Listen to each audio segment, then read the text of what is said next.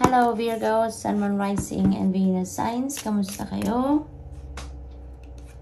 Sana po nasa mabuti kayong kalagayan. Welcome back po sa Star Tarot. Kung bago kayo dito, welcome din kayo. Thank you sa inyong support. I truly appreciate it. God bless you all po. Una mensahe ni Virgo for the weak hand in need of help, assistance, and guidance. Maaring kayo to ang nangangailangan ng tulong dito, no? Assistance and guidance for different reasons, no? Maaring kailangan ninyo dito ng katulong sa bahay, maaring katulong sa proyekto, sa project na ginagawa ninyo, or maybe kailangan ninyo dito ng assistance sa mga gagawin ninyo, guidance, kumbaga. Kailangan ninyo dito ng wisdom ng ibang tao. So, maaring ganon din ang ganap dyan. Maaring may errand lang din kayo dito, Virgo, na kailangan ninyo ng makakatulong, no? So, we have Lobster, Financial Pinch. This is a warning for you, Virgo, na mag-ingat kayo. No? Mag-ingat kayo sa pera ninyo, mag-ingat kayo sa mga spending ninyo. Make sure that, monitor ninyo ang pera ninyo. Monitor ninyo yung paglabas, pagpasok ng pera ninyo. Para nang sa gayon, alam ninyo on how you're going to manage your money, no? And also, reminder din ito na make sure that you manage your money wisely, no? What else? We have haystack karma. You will reap what you have sown, Virgo, no? Ito yung you will get what you deserve. No, you will get what you deserve. So, tingnan natin kung ano pa ang ganap dito for Virgo.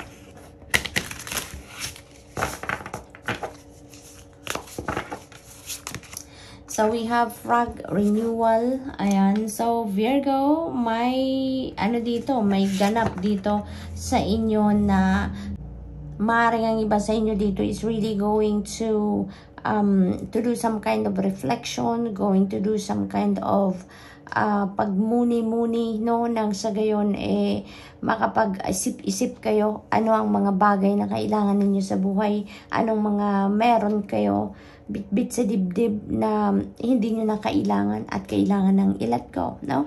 You are, siguro you're thinking for a change dito, no? Change, maaring personal transformation ito na iniisip ninyo, or ang binabalak ninyo dito is detoxifying yourself, detoxifying your life in general, no? So, maaaring ganon. Gusto ninyo dito magkaroon ng renewal. Gusto ninyong i-renew ang sarili ninyo.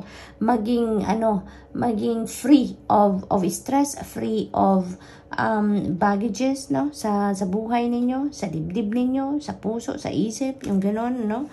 And also, meron tayong golden frog, and that golden frog represents prosperity. Kaya maganda rin itong symbol na to para sa inyo, Virgo, kasi prosperity is in your horizon. So, maaring meron ditong parating na pera sa inyo, parating na financial opportunity that is going to bring forth financial success din sa inyo. So, good luck po.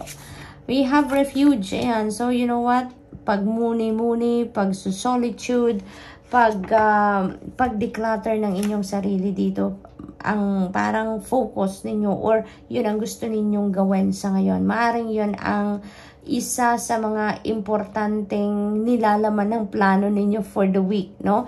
Na magkaroon kayo ng time na mag-meditate, magkaroon kayo ng time na mag-solitude para makapag-inner work kayo at malinis ninyo ang inyong sarili, energy field, isip, puso, ganon, no? Kasi maybe, maraming stress na din kayo sa inyong katawan, sa sarili ninyo, kaya gusto ninyong gawin ito sa ngayon para maggumaan ang inyong pakiramdam, no? What else? We have flow. Ayan. So, this is an invitation for you to just go with the flow, no? Go with the flow with life, no? Release control kung ano man ang mga bagay na gusto ninyong mangyari, no? Release the control over that. Kasi siguro may realizations din kayo din ngayon na when you surrender, mas magaan ang buhay. When you surrender to the natural ebb and flow of life, mas smooth sailing ang lahat. Kaya maybe, yan din ang isa sa rason kung bakit gusto nyo din na linisin talaga ang inyong sarili, no? Energetically. Kaya mas mararamdaman din ninyo dito ang gaan ng buhay, ang gaan ng life journey ninyo, at saka yung pag-shift ninyo, no, from controlling over the things sa buhay ninyo, sa paligid ninyo, and transitioning to surrender, transitioning to just allowing destiny to unfold, no, the things or mga bagay-bagay sa buhay ninyo in an organic way, no. So maganda ang takbo ng plano ninyo sa ngayon, no, from decluttering yourself, from detoxifying yourself, to surrendering, no, to the natural ebb and flow of life. Mapapansin niyo dito, no, Virgo, magkakaroon dito ng napakagandang napakaganda at napakagaan, no, na inyong pakiramdam dito, no, because when we surrender to the natural ebb and flow of life, nagiging stress-free tayo. Automatic yan. Kapag inalay natin sa Panginoon, sa Divine Universe, ang lahat-lahat sa buhay natin, mararamdaman ninyo parang kaigaan ng inyong pakiramdam. Wala na kayong stress na mararamdaman dyan because inaalay nyo na lang lahat sa Panginoon. Lahat ng concerns ninyo, lahat ng dreams ninyo, lahat ng yung buong buhay ninyo, no? When you offer that to God, no, when you allow God to take care of you, ay nako, napakagaan ng life journey ninyo. Yun ang mararamdaman ninyo dito, Virgo. So we have world, yan. So maaaring may travel ang iba sa inyo dito, Virgo. You are embarking on a travel. This could be a long distance travel. So maaaring international travel that could be related to anything. Maaring pasyal yan, maaring yan ay travel na magbibisita kayo sa inyong pamilya, maaring yan ay magtatrabaho kayo sa ibang lugar, sa ibang bansa, maaring ganon, ano? So, whatever the case may be, mag-iingat kayo lagi, Virgo, sa pagbabiyahing ito, no? Maaari din na may mga opportunities dito, no, na parating sa inyo. Maaring there is going to be a wide variety of opportunities and possibilities na maaring dumating sa buhay ninyo sa ngayon na, alam mo yun, maaadigaga kayo sa pagpipili, maring maguluhan kayo kung alin yung pipiliin ninyo, kung alin yung uunahin ninyong tignan, yung mga ganon, no? So, this is such a huge blessing then. Cracker, wow, exciting ito, exciting. So, there are going to be opportunities dito sa paligid ninyo na maghahatid ng iba yung saya, sa inyo, excitement, pagmamahal, swerte, you know, this is a beautiful blessing, Virgo, beautiful blessing. At, you know, yung mga ganitong bagay, mga kasiyahan, mga swerte sa iba't ibang bagay, you know, isa lang yan, no? Isa lang yan sa mga magagandang bagay na idadating sa inyo kapag tayo ay nagsusurrender, no, sa Divine Universe. Kapag inalay natin talaga ang lahat-lahat sa Panginoon, you know, hinahayaan natin ang destiny to unfold, no, the things sa buhay natin, no, in an organic way. Ay nako, ang daming blessing na dumadating. Ang daming kagaanan, no, sa buhay natin na mararamdaman tayo. Kaya, this is really, a heads up para sa inyo, no, Virgo. Na ipagpatuloy mo lang yan, go with the flow with life, and you will see, no, there are so many blessings coming your way. There are so many blessings that will surround your life, no, sa ngayon na, you know, countless blessings. Hindi mo na mabilang sa kamay mo ang mga biyayang dadating sa inyo. We have celebrations and you have a lot of reasons to celebrate sa ngayon. Yung mga blessings na to, those are reasons, no, para maging grateful tayo, para mag-celebrate tayo, you know. So there are so many exciting things na parating talaga ngayon sa buhay ninyo, Virgo. Mabibisi kayo dito, Virgo. Kaya dapat kayo in good health, in good shape. Kaya maalagaan ninyo ang inyong sarili, okay? Dahil marami kayong gagawin, marami kayong pagkakaabalahan. So, tingnan natin kung ano pang ganap. King of Pentacles, this is wealth, this is prosperity, also this is abundance, financial success, no?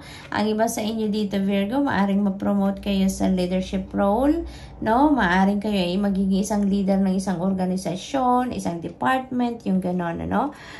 Maaari din na lucrative na job offer ito, financial opportunities, no, ang parating sa inyo, bonggang career opportunity or business opportunity ang maaring dumating dito sa inyo, Virgo. So, congratulations.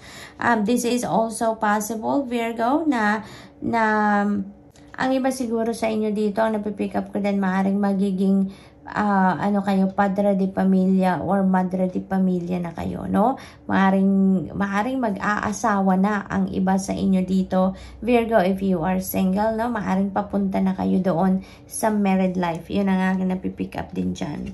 So, we also have 10 of Swords. Ayan. So, this is really beautiful then. I love this energy as well because this is ending and beginning, no?